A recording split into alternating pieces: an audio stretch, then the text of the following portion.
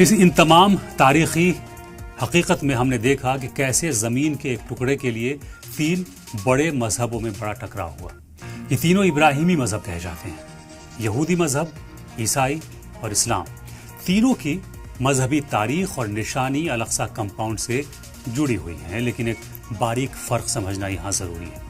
تینوں مذاہب کا مقدس رشتہ یروشلم اور اس پورے حرم قدس سے ہے، جبکہ الاقصی کی خاص مذہبی حیثیت سب سے زیادہ اسلام میں ہے۔ یہودیوں کے لیے اسی اونچے مقام کو ٹیمپل ماؤنٹ یعنی ہار ہبایت کہا جاتا ہے، اور اسے ان کے پہلے اور دوسرے ہیکل کی جگہ مانا جاتا ہے۔ عیسائیوں کے لیے یروشلم حضرت عیسیٰ علیہ السلام کی زندگی کے آخری دور، ان کی صلیب اور قیامت سے گہرے طور پر جڑا ہوا ہے۔ مسلمانوں کے لیے یہی مقام حرم شریف ہے، جس کے اندر مسجد اقصی اور مسجد صخرہ یعنی ڈوم آف راک موجود ہے۔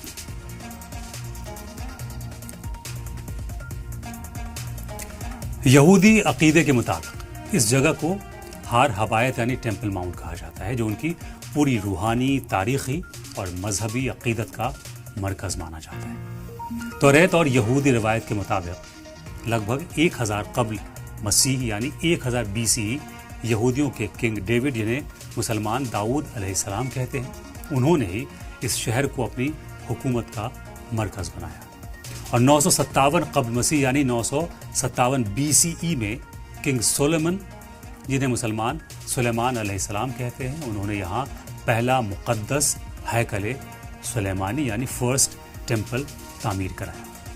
ہیکل سلیمانی میں تابوت سکینہ یعنی آرک آف کوونٹین رکھا گیا تھا۔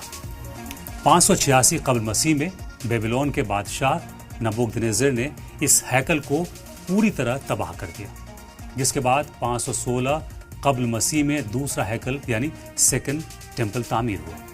70 عیسوی میں رومی جنرل ٹائٹس کی فوجوں نے اس دوسرے ہیکل کو بھی زمیندوز کر دیا، جس کی ویسٹرن دیوار یعنی پشچمی دیوار کا بچا ہوا حصہ آج دیوار گریہ یعنی ویسٹرن وال کے طور پہ جانا جاتا ہے۔ ویسٹرن وال دنیا بھر کے یہودیوں کے لیے ایک مقدس عبادت گاہ ہے۔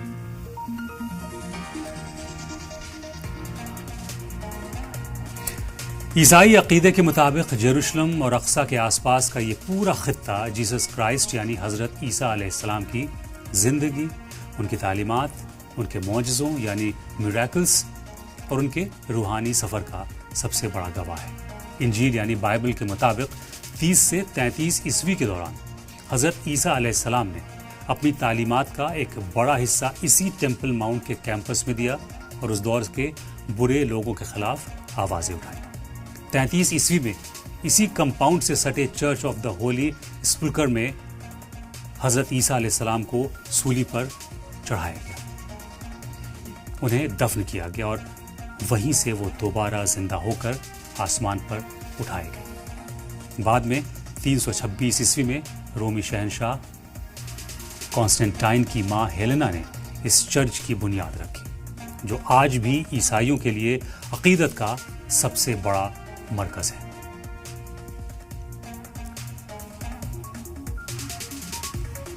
اسلامی تاریخ اور عقیدے میں مسجد اقصی کو قبلہ اول یعنی مسلمانوں کی پہلی عبادت کی ڈائریکشن کا مقام حاصل ہے۔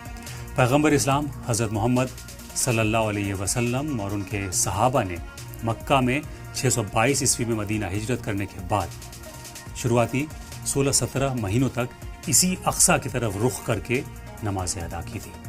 اس کے علاوہ 621 عیسوی میں پیش آئے معراج کے تاریخی اور مقدس سفر کا مرکز بھی یہی مسجد رہا ہے۔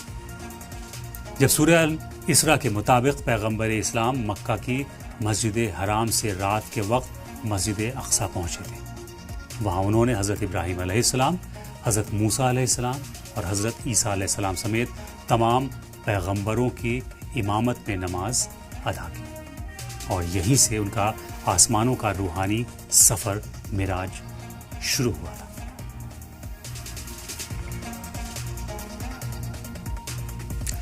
الاقصی کے بیچ میں ڈوم آف دا راک وہ مقدس سنہری گنبد والی عمارت ہے جسے عثمانی اور امید خلیفہ عبد الملک ابن مروان نے 685 عیسوی سے 691 عیسوی کے درمیان تعمیر کرایا تھا۔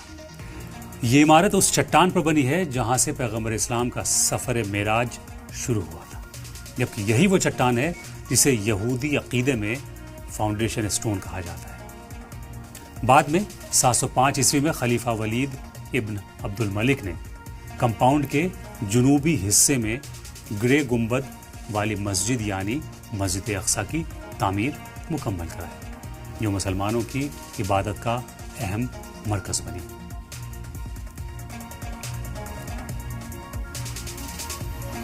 تینوں مذہبوں کے ان دعووں نے یروشلم کے اس چھوٹے سے خطے کو ایک ایسی سیاسی اور مذہبی بھول بھلیا میں تبدیل کر دیا ہے جہاں تاریخ کا ہر پنا ایک نیا تنازع کھڑا کرتا ہے۔ 1948 میں اسرائیل کے وجود میں آنے کے بعد یہ تنازع اور گہرا ہو گیا۔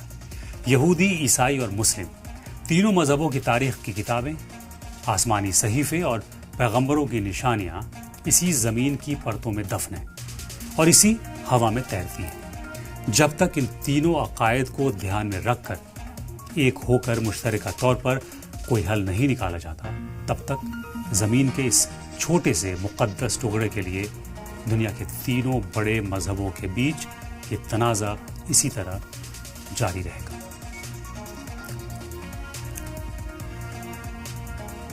تو کہانی صرف ایک مسجد کی نہیں ہے، یہ اس مقام کی کہانی ہے جسے ایک مذہب اپنے ہیکل کی یاد سے جوڑتا ہے، دوسرا حضرت عیسیٰ علیہ السلام کی زندگی سے، اور تیسرا اسراء و معراج اور پہلے قبلے کی یاد سے۔ یہی وجہ ہے کہ اقصی پر ہونے والا کوئی بھی واقعہ صرف یروشلم کی چار دیواری تک محدود نہیں رہتا، اس کی گونج غزہ سے لے کر ویسٹ بینک تک، عرب دنیا سے لے کر پوری دنیا تک سنائی دیتی ہے۔ لیکن ان سب کے بیچ مسجد اقصی کی زمین ضرور کہتی ہوگی کہ بڑے بڑے ظالم آئے مگر مٹی میں مل گئے، حکومتیں آئیں، عمارتوں کو گرایا اور چلی گئیں، جنگیں ہوئیں، شہروں کی سرحدیں بدلیں، مگر اقصی کی سرزمین کا تقدس آج بھی برقرار اور بلند ہے۔ یہ اور بات ہے کہ کل اس پر کنٹرول کسی اور کا تھا، آج کسی اور کا ہے اور کل کسی اور کا ہوگا، لیکن یروشلم سیاست کا مرکز ہمیشہ رہے گا۔